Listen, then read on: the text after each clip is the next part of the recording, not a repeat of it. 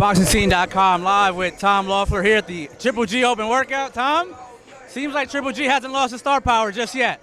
Oh, we saw the fans lined up here right in front of Madison Square Garden, chanting Triple G.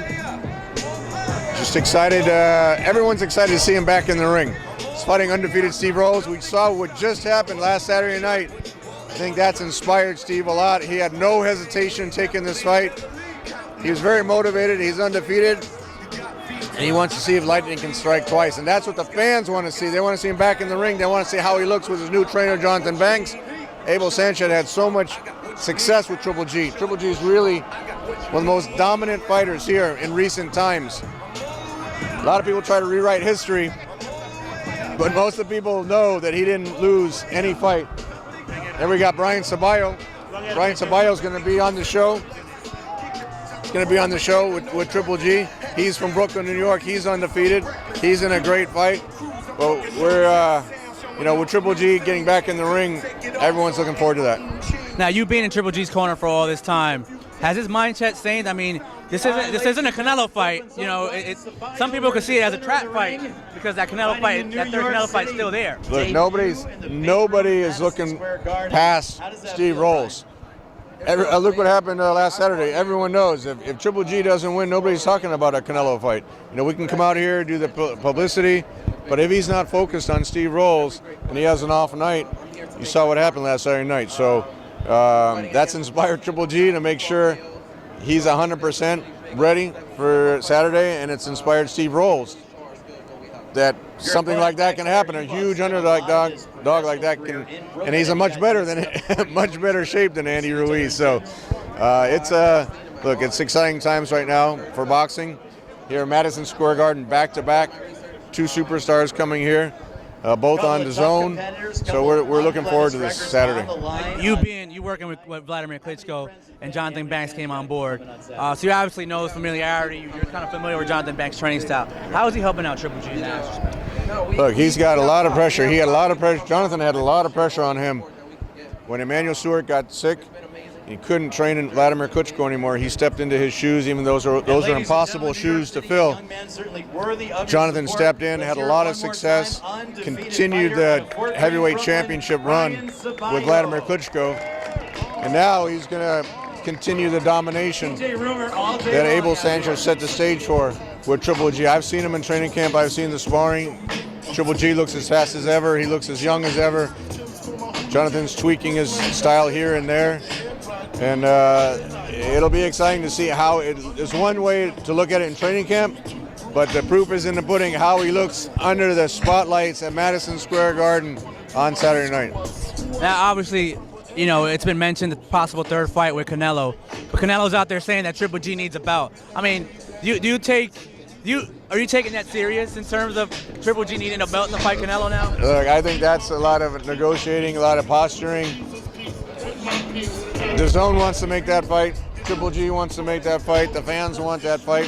When the WBC ordered Canelo to fight Triple G, he didn't care about the belts. He gave up the belt. So when Triple G had the 3 belts, actually 4 belts, and he fought Canelo without any belts. It's both guys are great fighters. Both guys have great fan bases. Canelo sold out the Garden when he fought here. Triple G sold out the Garden twice already. They've set records up in Las Vegas when they fought each other. The 2 biggest pay-per-views recently. Now the fans can see Canelo on. They can see Canelo on dazn. They can see Triple G on dazn. And if there's any way to make that fight happen, if Canelo is successful Saturday night, we'll figure out a way to make it happen. You guys want to go back to Vegas, or? I mean, it seems like that's where it always ends up. First, we got to make the fight, then we got to figure out where the fight's going to happen. But before any of the Canelo talk can happen, Triple G's got to fight, got to beat Steve Rolls. And I like taking it back for you when you were with Vlad, and he had to come back from a couple losses. How do you see AJ rebounding from this past weekend? Look, AJ is a physical specimen. Whenever you're that dominant, I was surprised when he got up from.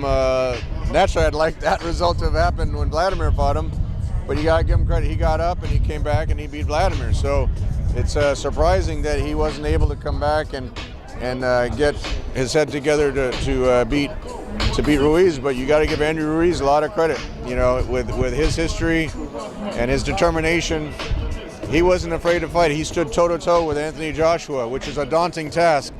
Stood toe-to-toe, and he was able to land the punches. And you know, Joshua had problems with the hand speed and had problems recovering from that first punch. So if that rematch happens, I'm sure that's going to be a huge fight. But you know, Vladimir already had contacted AJ and said, look, that happened to him.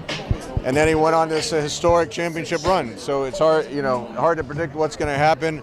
But I wouldn't be surprised if Anthony comes back, gets his titles, and then goes on another winning streak. You think that was possibly the best thing that could have happened for DAZN, being that everyone's talking, had AJ beat Ruiz, no one would be talking about AJ or Ruiz right now.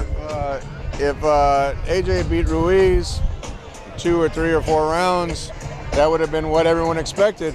With that big upset, and again, you got to give a lot of credit. It's not that AJ had an off night. It's that Andrew Ruiz stood in there, took his look. He went down, took his punches, took his best punches, and fought back. So you got to give Ruiz, you got to tip your hat to the first Mexican or Mexican-American heavyweight champion. He's made history, and he's not only won the heavyweight championship, he won the unified heavyweight championship. So that's a huge statement. It was here in Madison Square Garden.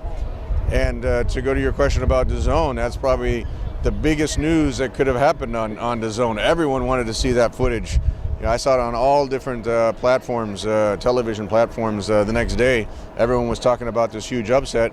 And we don't want anyone talking about an upset this week, and that's why Gennady has to stay focused and do his thing on Saturday night here at Madison Square Garden. Thank you, Tom. Good luck Saturday. Good to see you.